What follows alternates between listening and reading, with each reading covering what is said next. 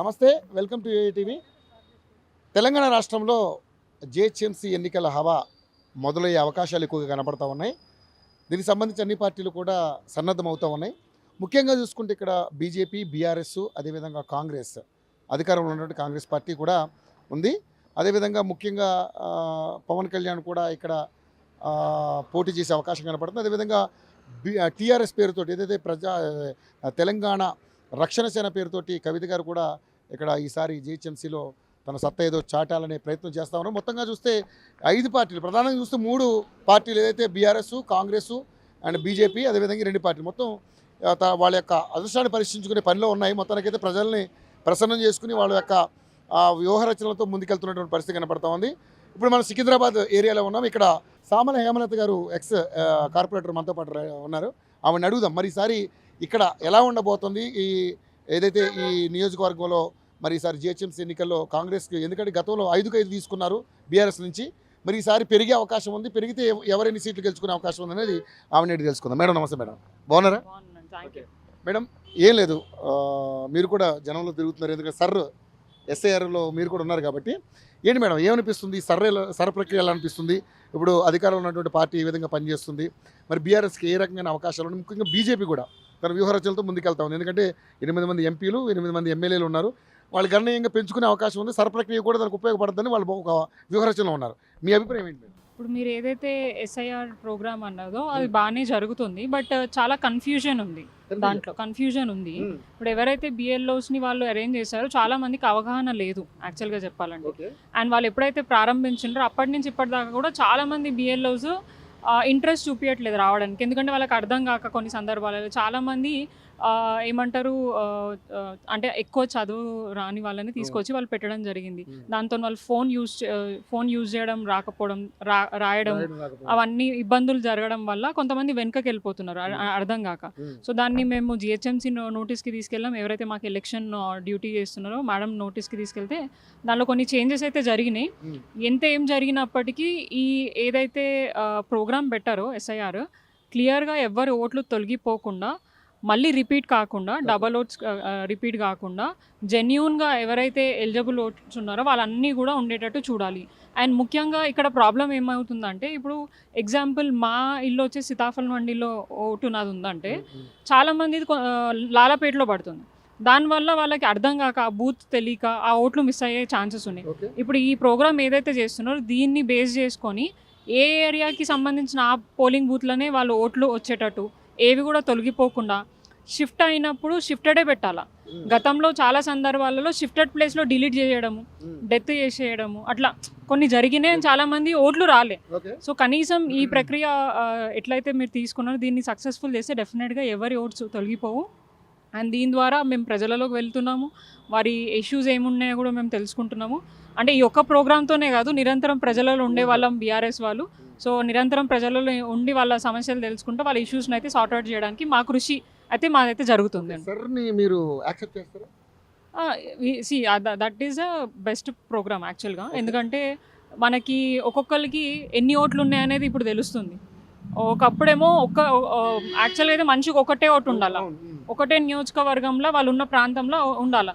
కానీ కొంతమందికి ఈ నియోజకవర్గంలో ఒక ఓటు ఉంటే ఇంకో నియోజకవర్గంలో ఇంకోటి, అండ్ ఈ గలీలో ఒక ఓటు ఉంటే పక్క ఇంకొక అడ్రస్ మీద ఒక ఓటు, ఆంధ్రాలో ఒక ఓటు ఉంటే తెలంగాణలో ఒక ఓటు.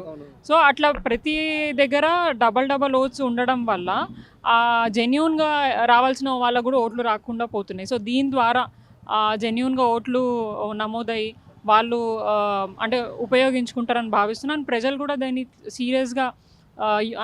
సీరియస్గా తీసుకొని వాళ్ళ ఓట్లు తొలగిపోకుండా వాళ్ళే ఇంట్రెస్ట్ తోటి దీన్ని వెరిఫై చేసుకోవాలి. ఎందుకంటే మనకే వస్తారు కదా, చేస్తారు కదా అని అనుకుంటే మాత్రం కాదు. సో మన ఓటు ఉందా లేదా అని చెక్ చేసుకొని దాన్ని యూటిలైజ్ చేసుకునే బాధ్యత ప్రతి ఒక్క సిటిజన్ ఉంది. సో నేను ప్రతి ఒక్కరిని విజ్ఞప్తి చేస్తున్నాను దాని గురించి. ముఖ్యంగా చూసుకుంటే ఇప్పుడు జిహెచ్ఎంసీ ఎన్నికలు రాబోతూ ఉన్నాయి, అందరూ కూడా వాళ్ళ యొక్క అంటే ప్రజల దగ్గరికి వెళ్ళి ప్రసన్నం చేసుకునే ప్రయాణంలో ఉన్నారు అందరినీ. సో మరి ఈసారి ఎలా అనిపిస్తుంది? ఎందుకంటే గతంలో బీఆర్ఎస్ 10 ఏళ్ళ అధికారంలో ఉంది, మరి ఈసారి కాంగ్రెస్కి అవకాశం ఇచ్చారు, నెక్స్ట్ బీజేపీకి ఒక అవకాశం ఇవ్వమని వాళ్ళు కూడా తహతహలాడుతూ ఉన్నారు తెలంగాణలో ఒక్కసారి. ఎందుకంటే 21 రాష్ట్రాలు వాళ్ళ అధికారంలో ఉన్నారు కాబట్టి బీజేపీ ఇక్కడ కూడా ఒకసారి అవకాశం ఇవ్వమని ప్రజలు కోరుకుంటున్నారు. సో అటువంటి పరిస్థితులు కనబడుతున్నాయి. ఎందుకంటే సరే మీరంటే మీ పార్టీ సపరేట్ ఉన్నది కాబట్టి మీరు కార్పొరేటర్గా ఆల్రెడీ మీరు నియమించుకున్నారు, ఏది మీ నిరూపించుకున్నారు ఏంటనేది. సో ఈసారి ఇటువంటి ఎలాంటి పరిస్థితులు ఉండబోతున్నాయి? ఇప్పుడు యాక్చువల్గా ఈ పార్టీకి ఎలక్షన్లు అయిపోవాలా. మా టర్మ్ అయిపోయింది ఫిబ్రవరిలో. అవును. గతంలో 6 నెలల ముందే ఎలక్షన్లు పెట్టి ప్రజలకు ఎటువంటి అడ్మినిస్ట్రేషన్ పరంగా ఇబ్బంది కాకుండా ప్రభుత్వాలు చూస్తాయి. కానీ ఇప్పటికైనా కూడా ఆల్మోస్ట్ ఫిబ్రవరి నుంచి ఈ డేట్ వరకు ఎలక్షన్ ముచ్చటలేదు. ఈరోజు ఇప్పుడు పెడతారు, రేపు పెడతారు అన్న డిస్కషనే తప్ప ఎలక్షన్ దాని గురించి రావట్లేదు. సరే ఎలక్షన్లు ఎప్పుడైనా వస్తాయి, 5 ఏళ్ళకి ఖచ్చితంగా ఎలక్షన్ రావాల్సిందే. దానికి పనిచేసిన ప్రతి ఒక్కరు సిద్ధంగానే ఉంటారు. సో ఎవరెవరి పార్టీకి సంబంధించిన ఆ పార్టీకి వాళ్ళకి సంబంధించిన క్యాండిడేట్స్ తిరగడం చేస్తున్నారు, వాళ్ళ పనులు చేసుకుంటున్నారు. ఇక్కడ ఇంటెన్షన్ ఏంటంటే అంటే ప్రతి ఒక్కరిది స్పెషల్ ఆఫీసర్ పాలనలో మరి ఎంత స్పెషల్గా ప్రజలకి పరిపాలన జరుగుతుందని మనం చూడాలి. ఇప్పుడు అకౌంటబిలిటీ లేదు, అడిగేటోళ్ళు లేదు, మా ఇష్టారీతంగా అన్నట్టు ప్రతి ఒక్కరు ప్రవర్తిస్తున్నారు. మీరు చూడండి, ఏరియాలో తిరిగితే శానిటేషన్ సరిగా లేదు, రోడ్లు గుంతలమయం ఉన్నాయి, స్ట్రీట్ లైట్స్ పనిచేయట్లేదు. అడిగితే చేస్తాము, ఫండ్స్ లేవు మాకు, ఏమంటారు ఇప్పుడు డీలిమిటేషన్ అయింది, అధికారులు మారినరు, వాళ్ళకి అవగాహన లేదు ఏరియా మీద. సో ఇంత కన్ఫ్యూజన్ స్టేట్లో స్పెషల్ ఆఫీసర్ పరిపాలన అంటే ఇంకా ఆబ్వియస్గా పబ్లిక్ ఇంకా స్పెషల్గా ఉంటుందేమో అని భావించిండ్రు. అప్పుడేమో పెద్దగా ఉన్న ఏరియాని చిన్నగా చేసినప్పుడు అధికారులు ఇంకా ఎక్కువ మంది అవుతారు, ప్రజలకు ఈజీగా యాక్సెస్ చేయడం అంటే అందుబాటులో ఉండే అవకాశం ఉంటుంది, అడ్మినిస్ట్రేషన్ కూడా ఈజీగా చేసుకోవడానికి ఛాన్స్ ఉంది. కానీ ఎందుకు జరుగుతలేదు ఇంత చేసినా కూడా అనేది ప్రజల క్వశ్చన్. అప్పుడు అంత పెద్దగా ఉన్న ఏరియానే అంత నీట్గా మెయింటైన్ చేసినప్పుడు ఇంత చిన్నగా అయినాక కూడా ఎందుకు పరిపాలన సరిగా అందించట్లేదని ప్రతి ఒక్కళ్ళు అడుగుతున్నారు. అండ్ ఇప్పుడు మీరు అన్నది ఏదైతే కాంగ్రెస్, బీజేపీ, బీఆర్ఎస్ ఎవరి సత్తా ఏందో వాళ్ళు నిరూపించుకుంటున్నారు. మీరు అన్నారు కాంగ్రెస్కి ఈసారి అవకాశం ఇచ్చారని, ఏ రకంగా అవకాశం ఇచ్చారో మనకు అందరికీ తెలుసు. ఆశలతో పోయి ఈ స్కీమ్ ఆ స్కీమ్ అని చెప్పేసి అన్నారు కాబట్టి వాళ్ళకి ఇచ్చారు. మీరు ఒకసారి వెళ్ళి చూడండి, అడగండి ఎంతమందికి ఏ రకంగా పెన్షన్లు వస్తున్నాయా, ఇంద్రమ్మ ఇల్లులు వచ్చినాయా, రోడ్లు డెవలప్మెంట్ అసలు జరుగుతుందా, స్ట్రీట్ లైట్ శానిటేషన్ పరిస్థితి అప్పుడు ఎట్లుండే ఇప్పుడు ఎట్లుండే అనేది ఒకసారి క్లారిటీ తీసుకుంటే. ఇవన్నీ నిరంతర ప్రక్రియ కాబట్టి ఎప్పటికప్పుడు క్లీన్ చేస్తూ ఉండాలి, వేస్తూనే ఉండాలి కాబట్టి, లైట్లు పోతే కంపల్సరీ వేస్తూనే ఉండాలి కాబట్టి నిరంతర ప్రక్రియ. సో లేరు కదా ఇప్పుడు అడిగినా కూడా జవాబు చెప్పడానికి కూడా లేరు అధికారులు. ఇప్పుడు అందరూ ఎస్ఐఆర్ ఇంపార్టెంట్, మేము కాదనం అట్లా అని చెప్పేసి ప్రజల సమస్యలని పెట్టేయడం అంటే కరెక్ట్ కాదు కదా. ఇప్పుడు మీరు వెళ్ళి చూడండి, ఏ ఒక్క ఆఫీసర్ని అడిగినా కూడా పైనుంచి కింది దాకా మేము ఎస్ఐఆర్లో బిజీ ఉన్నాం. అదే ఇక ఎస్ఐఆర్లో బిజీ ఉంటే మళ్ళీ వేరే ఇష్యూస్ ఏమీ కూడా మీరు పట్టించుకోరా. మోరీలు పొంగుతున్నాయి, చెత్త ఎత్తట్లేదు, దోమలు విపరీతంగా పెరిగిపోతున్నాయి, ప్రజలందరూ ఇబ్బంది పడుతున్నారు. సో వాటికి సపరేట్గా ఒక ఆఫీసర్స్ని బట్టి వాళ్ళ డ్యూటీస్ ఫుల్ఫిల్ చేయాలా, ఈ పని చేసుకోవాలి, బ్యాలెన్స్డ్గా వర్క్ ఉండాలి. కానివ్వండి ఒకటే సైడ్ మేము ఇదే చేస్తాం మేము ఇది చేయమంటే ప్రజలు ఆగమైపోతారు. ఇప్పుడు వచ్చేది వర్షాకాలం, ఇప్పుడు ఎవరు దానికి రేపు పొద్దున ఏదైనా అయితే ఎవరు సమాధానం చెప్తారు? నాలాలు ఉన్నాయి, డీషిల్టింగ్ సరిగా కాలేదు, మళ్ళీ దాన్ని ఏమైనా అడిగాము ఏమైనా క్వశ్చన్ చేస్తే మాకు నిధులు రాలేదు, కాంట్రాక్టర్లు వస్తలేరు, బిల్లులు వస్తారని సిల్లీ రీజన్స్. ఆ రీజన్స్ మేము పబ్లిక్కి చెప్పలేము కదా. మాకు ఇప్పుడు నేను జవాబుదారీ దాన్ని ఉన్నానా కాదా అనేది పక్కకు పెడితే ఇప్పుడు నా పదవి అయిపోయింది, నేను లేను, ఆయన కూడా నా ఇంట్రెస్ట్ ఆఫీసర్ వర్క్. ఇప్పుడు నేను పోయి నన్ను అడుగుతా పబ్లిక్ ఏముంటుంది మైండ్లో, ఇప్పుడు ఎలక్షన్ అయ్యే వరకు నేనే ఎవరికైనా కూడా, రేపు కొత్త కార్పొరేటర్ వచ్చేంత వరకు వారికి మేమే కనిపిస్తాం. సో ప్రతి ఒక్కటి మమ్మల్ని అడుగుతారు, మా దృష్టికే తీసుకొని వస్తారు, మేము అధికారుల దృష్టికి తీసుకొని వెళ్తే కొంతమంది ఆఫీసర్స్ పాజిటివ్గా రెస్పాండ్ అవుతున్నారు, కొంతమంది వాళ్ళకి అవకాశం లేదు, వాళ్ళ చేతిలో పని కాదు మాకు పైనుంచి ఇవ్వాలి అని అంటారు. వెళ్ళి వాళ్ళని అడిగితే నిధులు లేదంటున్నారు. సో ఇబ్బందులు అయితే ఉన్నాయి, లేవని చెప్పడానికి అయితే ఏం లేదు. డెఫినెట్గా పబ్లిక్ అయితే సఫర్ అవుతున్నారు, వాటర్ ప్రాబ్లమ్తోని బాగా సఫర్ అవుతున్నారు. ఎన్నడూ చూడని నీళ్ళ ట్యాంకర్లవి ఇప్పుడు విపరీతంగా చూసినాము. ఎందుకు అనేది మాకు అర్థం అవ్వట్లేదు. హెచ్ఎండబ్ల్యూఎస్ వాళ్ళని అడిగితే మేము సఫిషియెంట్ వాటర్ ఇస్తున్నాము ఎవరికి ఇబ్బంది కాకుండా. మరి సఫిషియెంట్ వాటర్ ఇచ్చినప్పుడు ఎందుకు ట్యాంకర్లు తిరుగుతున్నాయి రోడ్ల మీద? ట్యాంకర్లు ఎప్పుడు యూజ్ చేసినామంటే ఎప్పుడైతే టెక్నికల్గా వాళ్ళకి ఏదైనా లైన్ ఇష్యూ వచ్చినప్పుడు ట్యాంకర్లు పంపించినాం. కానీ లైన్ ఇష్యూ లేదు, ఏం ఇష్యూ లేదు, అయినా కూడా ట్యాంకర్లు మాత్రం మొత్తం చక్కర్లు కొడుతున్నాయి. డిమాండ్ అయితే చాలా హైగా ఉంది వాటర్ ట్యాంకర్స్. అట్లా లేక అట్లాంటి చాలా సిచ్యువేషన్స్ ఉన్నాయి, చాలా ఇబ్బందులు ఉన్నాయి. అంటే ప్రభుత్వానికి ఒక అవకాశం ఇచ్చినప్పుడు ప్రాపర్గా దాన్ని అడ్మినిస్ట్రేషన్ అందించే దిశలో పోతే ఖచ్చితంగా వాళ్ళు అన్నారు కదా నెక్స్ట్ మేమే వస్తామని చెప్పేసి, 10 ఏళ్ళు మేమే వస్తామని. ఫస్ట్ ఇవన్నీ చేయకుండా ఎట్లా వస్తారు? సో మీరు వచ్చిందే యాక్సిడెంటల్గా, ఏదో మీరు అంటే అన్ని దొంగ హామీలు ఇచ్చి అధికారంలోకి వచ్చింది, కానీ వచ్చిన తర్వాత ఏం చేస్తున్నారు అనేది మీరు గ్రౌండ్ రిపోర్ట్ తీసి చూస్తే తెలుస్తుంది. ప్రజలలోకి పోయి వాళ్ళని అడిగితే క్లియర్గా అర్థమవుతుంది అప్పుడు ఎట్లా పరిపాలించినారో, అప్పుడు ఎట్లా నాయకులు కూడా యాక్టివ్గా ఉండే. మరి ఇప్పుడు ఎందుకో కాంగ్రెస్ నాయకులు అంటే షో పుటప్లు చేయడానికి ఇనాగ్రేషన్ల టైంలో ప్రోటోకాల్ అని లొల్లి చేయడానికి వస్తారు. ఏమైనా సంఘటన జరిగినప్పుడు, ఏమైనా మోరీలు వంగినప్పుడు, ఇళ్ళల్లో నీళ్ళు వచ్చినప్పుడు అక్కడ మాత్రం ఏ నాయకులు రారు. కానీ మరి ఇప్పుడు బీజేపీ ఇక్కడ ఎంపీగా కిషన్ రెడ్డి గారు ఉన్నారు. సో ఎంపీ నిధులతోటి ఏమి ఇక్కడ మాకైతే ఇప్పటిదాకా ఎంపీ నిధులతో ఏది జరగలేదండి. ఒక్కసారి నాకు తెలిసి కిషన్ రెడ్డి గారితో సీతాఫల్ మండిలో ఉన్న రైల్వే స్టేషన్లో లిఫ్ట్ ఇనాగ్రేషన్ చేసినాం తప్ప ఇప్పటిదాకా వారు మాకు ఇచ్చిన నిధులు ఎటువంటివి లేవు, ఏవి కూడా రాలే, ఏం రాలే. వారు వచ్చి ఉల్టా మమ్మల్ని అడుగుతారు కానీ మేము వారిని అడిగే పరిస్థితిలో, అడిగినా కూడా ఇచ్చే పరిస్థితిలో వాళ్ళు లేరు. సో అంటే ఎంపీ ఫండ్స్ అయితే మాకు వచ్చింది అయితే ఇక్కడ తెలీదు. వస్తే మరి బీజేపీ నాయకులు మాకు చెప్తే మేము కూడా ప్రజలకు చెప్పే అవకాశం ఉంటుంది. ఎందుకంటే మాకైతే ఐడియా లేదు. ఇప్పటిదాకా మేము చాలా సందర్భాల్లో కిషన్ రెడ్డి గారిని కలిసినాం, కొన్ని చెప్పడం జరిగింది. కానీ ఆయన యూనియన్ మినిస్టర్గా ఉండి మాకు రైల్వే ప్రాపర్టీస్ ఉన్నాయి. మరి ఆ రైల్వే ప్రాపర్టీస్లో ఏమైనా రైల్వే డిపార్ట్మెంట్తో మాట్లాడేదని చేస్తే బాగుంటుంది. అండ్ యాజ్ యూనియన్ మినిస్టర్గా వారికి ఎక్కువ పవర్స్ ఉంటాయి. మాకు ఇక్కడ జూనియర్ కాలేజ్ ఉంది, university lands plus railway lands ఉన్నాయి. దాంట్లో కాలేజ్కి సంబంధించిన ప్లేసెస్ ఏమైనా ప్రొవైడ్ చేసినా అక్కడ మేము కన్స్ట్రక్షన్ చేసుకుంటే, అంటే ఇది వాళ్ళ చేతిలో పని, అవి కూడా వాళ్ళు చేయలేని పరిస్థితి. మళ్ళీ వాళ్ళే వచ్చి ప్రభుత్వం మీదనో, ఇక్కడున్న ఎమ్మెల్యే మీదనో, ఇక్కడున్న కార్పొరేటర్ల మీద విమర్శించి పోతారు తప్ప ఆయనకున్న పవర్ని ఆయన యూటిలైజ్ చేసేది మాత్రం ఇప్పటిదాకా మేము చూడలేదు. సో మరి ఇప్పుడు జిహెచ్ఎంసీ ఎన్నికలు రాబోతున్నాయి కాబట్టి ఇవన్నీ ప్రధాన సమస్యలన్నీ కూడా ప్రజలకు వివరించి ముందుకెళ్ళబోతా ఉన్నారు. కానీ ఇక్కడ అవకాశాలు చూస్తే ఇక్కడ పద్మారావు గారు ఆల్రెడీ ఎమ్మెల్యేగా ఉన్నారు, హ్యాట్రిక్ దిశగా ఉన్నారు ఆయన. సో మీరు కూడా ఆల్రెడీ ఇక్కడ మొన్న ఐదు గెలుచుకున్నారు. మరి ఈసారి ఎలా ఉండబోతుంది అనుకుంటున్నారు మీరు? డెఫినెట్గా అండి. లాస్ట్ 10 ఏళ్లలో మీరు చూసుకుంటే సికింద్రాబాద్కి ఒక హిస్టరీ ఉంది. గతంలో పద్మారావు గారు కంటెస్ట్ చేసినప్పుడు మొత్తం తెలంగాణలో ఒకటే ఒక ఎమ్మెల్యే, అప్పుడు బీఆర్ఎస్గా ఉన్నప్పుడు, అది టీఆర్ఎస్ పేరు ఉన్నప్పుడు వారొక్కరే గెలిచారు. దాని తర్వాత ఎంత టఫ్ ఫైట్ ఉన్నా కూడా ఫస్ట్ 2016లో మున్సిపల్ ఎలక్షన్లో టాప్ 5 మనము అంటే ఎవరు ఎక్కువ అని అనుకుంటే సికింద్రాబాద్ నుంచి టాప్ 3 ఉన్నారు. సెకండ్ టైం కూడా అంత టఫ్ ఫైట్ ఉన్నా కూడా సికింద్రాబాద్ నుంచి 5 కార్పొరేటర్లు. సో ఇవన్నీ హిస్టరీ ఉన్నాయి. అది ప్రజలలో బీఆర్ఎస్ పార్టీ నాయకులు, మా ఎమ్మెల్యే గారు, వారితో పాటు వారి నాయకత్వంలో పనిచేయడానికి మేము ఉన్నాం కాబట్టి సక్సెస్ఫుల్గా 10 years కంప్లీట్ చేసుకున్నాం. ఇంకా కూడా నడుస్తుంది. అంటే ఇందాక మీరు అన్నట్టు ఎలక్షన్ అయ్యేదాకా మేమే ఉంటాం కాబట్టి మాదైతే సక్సెస్ఫుల్గానే మేము మా ప్రజా జీవితం అయితే నడుస్తుంది. అదే ఇప్పుడు మీరు అన్నట్టు ఎలక్షన్లు వస్తున్నాయి, వివిధ పార్టీ నాయకులు ప్రజలలో తిరుగుతున్నారు. అసలు ఏం చెప్పి తిరుగుతున్నారని మాకు అర్థం అవ్వట్లేదు. ప్రజలకి ఏదైనా పని చేయాలి కదా, చేసి ఇది చేస్తాము ఇది అని చెప్పేసి ఏం చెప్పి అధికారంలోకి వచ్చారు అదే చెప్తారు, తప్పేముంది? కనిపించాలి కదా కనీసం. అది చెప్పి అధికారంలోకి రావాలన్నా కూడా కనిపించాలి కదా. మేము అంటున్నాము అభివృద్ధే లేదు, సంక్షేమమే లేదు, మీ మీద అసలు నమ్మకమే, మీ మాట మీద నమ్మకమే లేదు. ఇచ్చిన 420 హామీలో పూర్తిగా ఎన్ని హామీలు నెరవేర్చారని ప్రజలకి ఉట్టి ఒక ఫ్రీ బస్ సరిపోతుందా? ప్రజలకి ఒక చీర, ఇంద్రమ్మ చీర ఇస్తే సరిపోతుందా? 200 యూనిట్ల కరెంట్ ఇవ్వట్లేదు. మీరు ఒకసారి వెళ్ళి అడగండి ఎంతమందికి 200 యూనిట్లు. గ్యాస్ అయితే అసలుకే రావట్లేదు. ఎక్కడ వచ్చిందో మాకైతే తెలియదు. మరి రేవంత్ రెడ్డి గారు ఇంటికి వచ్చిందేమో, మాకు ఫ్రీగా వాళ్ళ వైఫ్కి వచ్చిందేమో తెలియదు. కానీ ఇక్కడ ఉన్న మహిళలకు మాత్రం ఎవరికి రాలేదు. 2500 రాలేదు, తులం బంగారం రాలేదు, పిల్లలకి స్కూటీలు రాలేదు, అండ్ పెన్షన్ రాలేదు. కొత్త పెన్షన్స్ మొన్న ఇంకా June 2కి అన్నాడు ఆయన.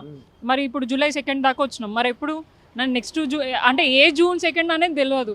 ఆయన దిగిపోయే June 2 లేదంటే ఇక ఏదో తొందరలో ఎప్పుడైనా నెక్స్ట్ అంటే ఆయన ఇయర్ చెప్పాడు, August 15th అంటాడు. మరి August 15th మనం ఇయర్ యాడ్ చేసుకోవాలా ఎప్పుడా అని చెప్పి. సో ఇంత అబద్ధాలు చెప్పి ప్రజలను మోసం చేసి అధికారంలోకి వచ్చేసి మళ్ళీ అదే ప్రజల మీద జులుం చెలాయించి అండ్ ఒక్కటి కూడా ప్రాపర్గా మీటింగ్ పెట్టకుండా క్రైమ్ రేట్స్ పెరిగిపోయినాయి. మా ఏరియాలో అసలు ఎన్నడూ చూడని క్రైమ్ ఇదే మా ఇంటి ముందే.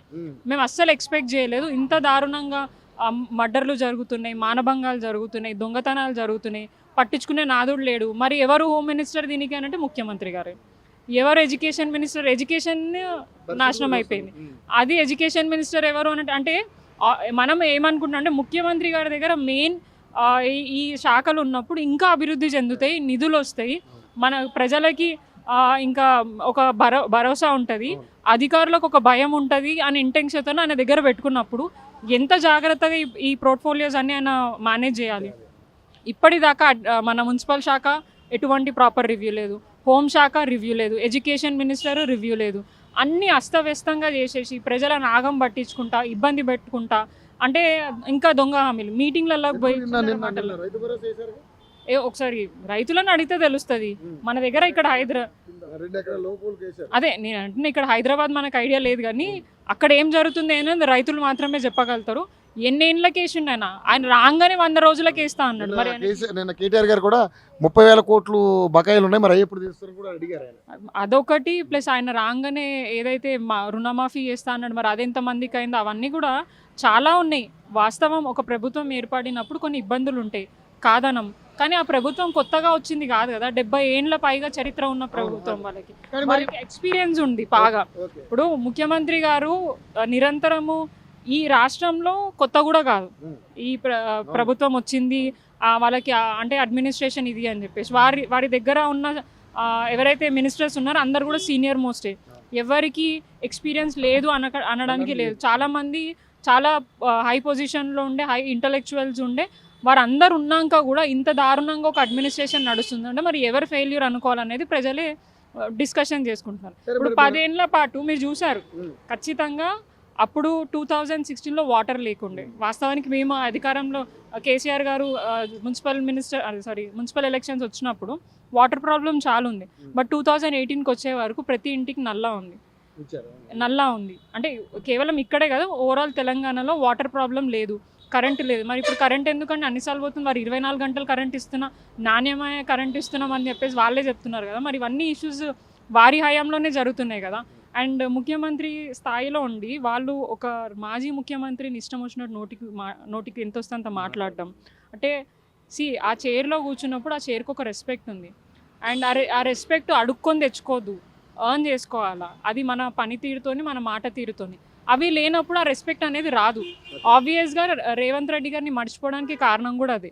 ఎవరు కూడా గుర్తుపెట్టుకోవట్లేదు, ఆయన పేరుని కూడా పలకడానికి ఇబ్బంది పడుతున్నారు, మర్చిపోతున్నారు అని అంటే ఆయన అందరి దగ్గర అడుక్కునే పరిస్థితికి వచ్చిండు.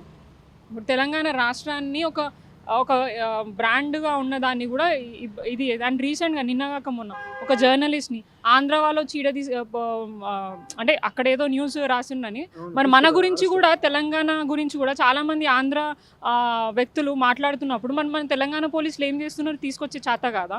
ఒక జర్నలిస్ట్ని అంత దారుణంగా ఎటువంటి అరెస్ట్ వారెంట్ లేకుండా, ఒకవేళ ఉన్నా కూడా దానికి ఒక ప్రొసీజర్ ఉంటుంది.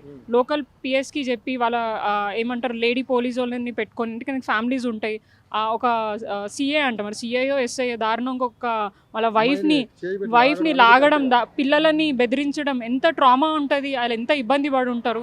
అంటే అంత దారుణంగా చేయాల్సిన అవసరం ఏముంది? అంత ఉంటుంది. అదే ఇప్పుడు వాళ్ళ అరాచకం ఇక్కడ పెంచడానికి ఎవరు ఎంకరేజ్ చేస్తున్నారు?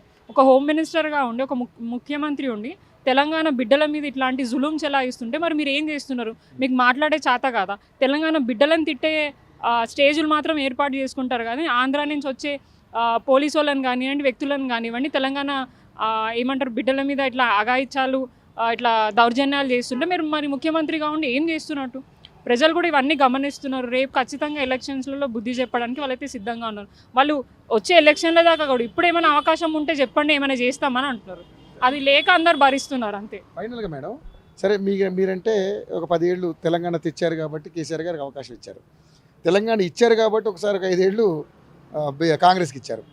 తెలంగాణ రావడంలో మేము కూడా భాగమే అనే బీజేపీకి ఒక అవకాశం ఇవ్వరంటారా తెలంగాణ ప్రజలు చెప్పాలి. ఇప్పుడు బీజేపీ సెంట్రల్లో ఉన్నప్పుడు తెలంగాణ రాష్ట్రానికి అసలు ఏం చేసింది, ఏమి ఇచ్చింది, అభివృద్ధిలో కానివ్వండి, సంక్షేమంలో కానివ్వండి, బీజేపీ పాత్ర తెలంగాణలో ఏంటి?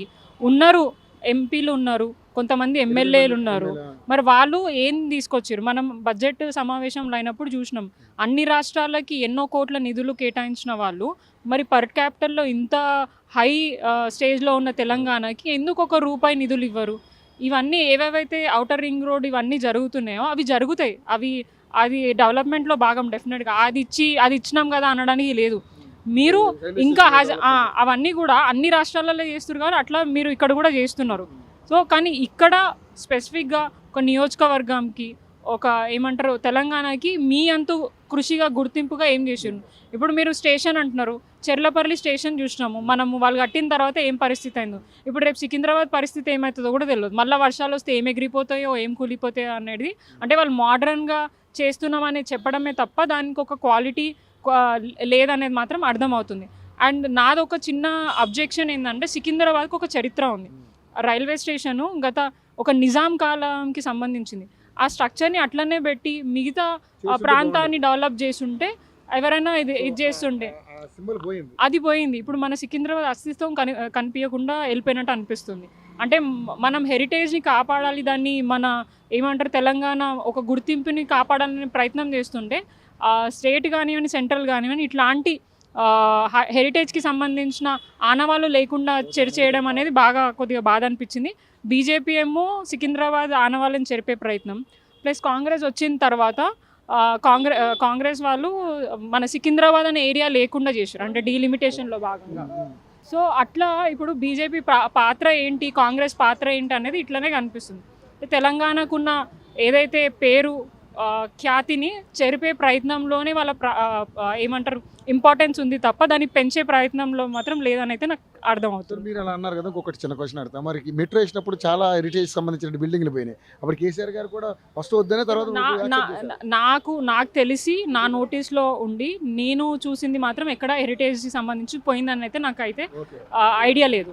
ఎందుకంటే మ్యాక్సిమం పోతాయన్నారు ఇది అట్లా అని అంటే మనకి బన్స్లాల్పేట ఎన్ని కోట్లు పెట్టి దాన్ని ఇది చేశారు. అట్లాంటివి ఎన్నో బోర్వెల్స్ కానివ్వండి హెరిటేజ్కి సంబంధించిన స్ట్రక్చర్స్ అన్నిటిని కూడా కాపాడే ప్రయత్నమే చేసినారు, కానీ దాన్ని ఎప్పుడు కూడా వాళ్ళు డెమాలిషన్ చేయాలా తీసేసేయాలని అయితే ప్రయత్నం చేయలేదు. కానీ ఇక్కడ కంప్లీట్గా తీసేసిండ్రు.